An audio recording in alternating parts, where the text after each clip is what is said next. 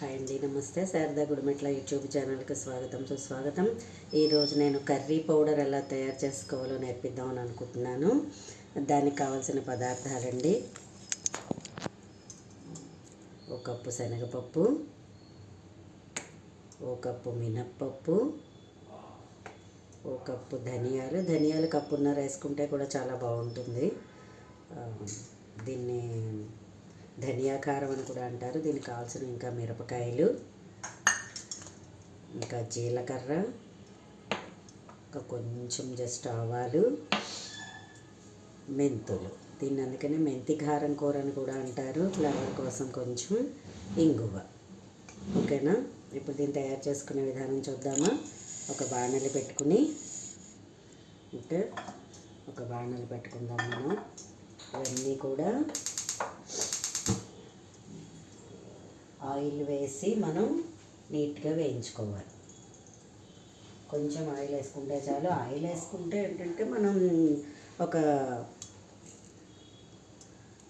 15 రోజులు అలా నిల్వ ఉంటుంది. ఆయిల్ లేకుండా కూడా వేయించుకోవచ్చు మనం. అలా వేయించుకుంటే మనకి 2 నెలలు 3 నెలలు కూడా ఉంటుంది. అండ్ కారం కూడా ఏంటంటే ఎక్కువ వేసుకుంటే ఆ నిల్వ ఉన్న కారం పోకుండా ఎక్కువ ఉంటుంది అన్నమాట.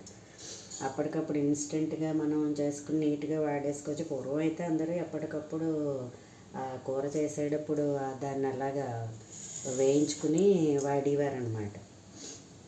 ఇప్పుడు ఏంటంటే ఈ స్పీడ్ యుగం వచ్చేసి స్కూళ్ళు, కాలేజీలు, ఉద్యోగాలు అవన్నీ వచ్చేసాయి. కాబట్టి ఏంటంటే ఇప్పుడు కొంచెం మనం నిల్వగానే దాన్ని చేసేసుకుంటున్నాం అన్నమాట.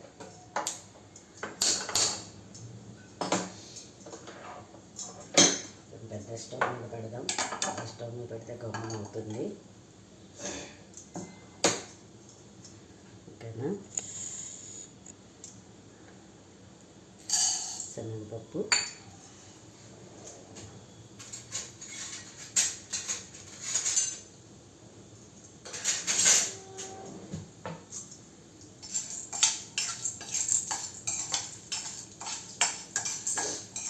ఈ కారం ఉందనుకోండి అని చక్కగా మనం బెండకాయ, బీరకాయ, దొండకాయ, చిక్కుడుకాయ, బీన్స్, ఇంకేవైనా సరే, క్యాప్సికమ్ అన్నీ కూడా కారం పెట్టి కూరలు చక్కగా తయారు చేసుకోవచ్చు. చాలా టేస్టీగా ఉంటుంది.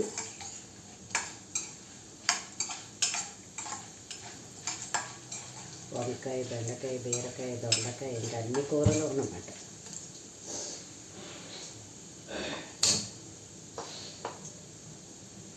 ఒక్కొక్కటి ఇలా కొంచెం దోరగా వేగుతుండగా ఒక కప్పు మినప్పప్పు,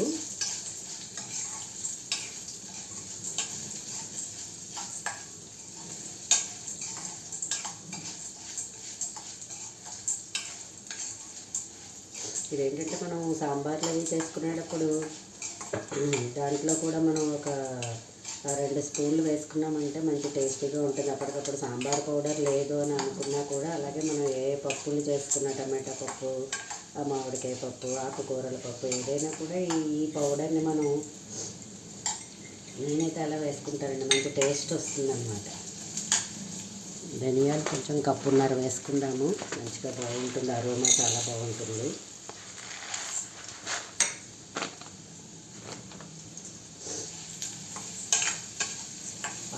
వేగుతుంటేనే మంచి వాసన వస్తుంది.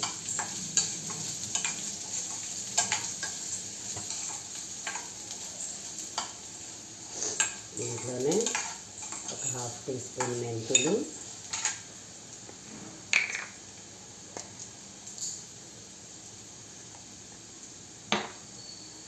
జీలకర్ర, ఒక 1 స్పూన్ జీలకర్ర,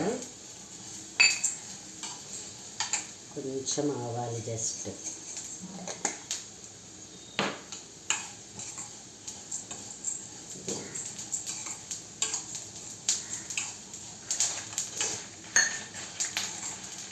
మిరపకాయలు ఎక్కువ వేసుకుంటే కారం కావాల్సినట్టుగా తినగలిగే వాళ్ళు ఎక్కువ వేసుకోవచ్చు. అండ్ నిల్వ చేసుకుని మనం ఉంచుకోవాలని అనుకుంటే కూడా మనం మిరపకాయలు కొంచెం ఎక్కువ వేసుకోవాలి.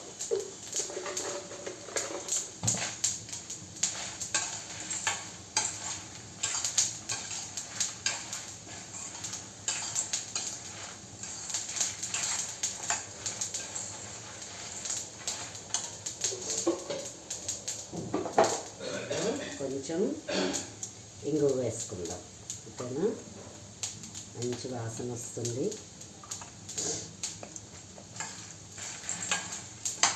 అండ్ ఆరోగ్యానికి కూడా చాలా మంచిది, జీర్ణశక్తిని పెంచుతుంది ఇంగువ వేసుకోవడం వల్ల.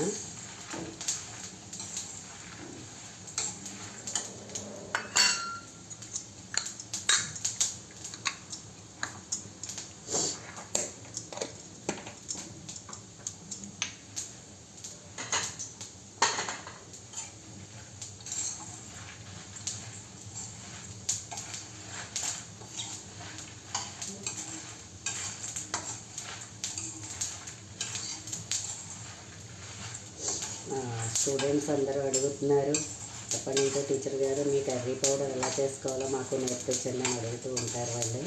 సో వాళ్ళ కోసం ప్రత్యేకంగా చేస్తున్నాను ఇది.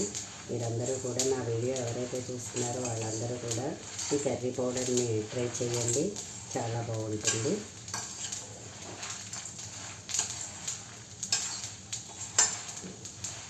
ఇది చక్కగా ఆరిన తర్వాత దీన్ని గ్రైండ్ చేసేసుకోవడమే. ఏ కూరలైనా దొండకాయ కానీ, బెండకాయ కానీ, వంకాయ కానీ ఏదైనా సరే ఆయిల్ వేసి కొంచెం మగ్గేసి, ఆ మగ్గిన తర్వాత నీట్గా కొంచెం చింతపండు పులుసు, ఉప్పు వేసుకుని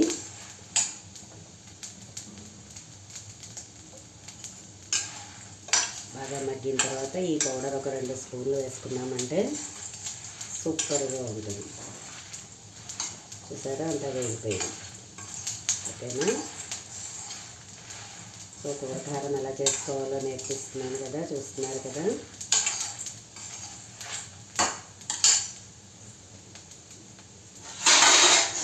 మనం చక్కగా ఒక ప్లేట్లో తీసుకుందాం. ఇంత వేగిపోయింది, స్టవ్ ఆఫ్ చేసేద్దాం.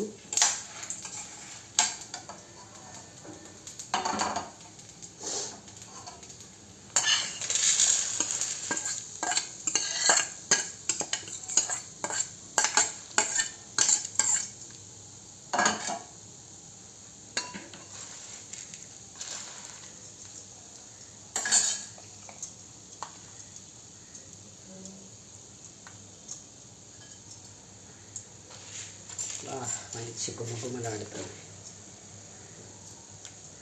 చూసారా, కూరకారం రెడీ అయిపోయింది. దీన్ని చక్కగా చల్లగా అయిపోయిన తర్వాత మనం గ్రైండ్ చేసేసుకుని ఒక బాటిల్లో వేసేసుకున్నామంటే ఎన్ని రోజులైనా నిల్వ ఉంటుంది. కారం తగ్గుతుంది తప్పించి పాడవడం అన్నది జరగదు అసలు.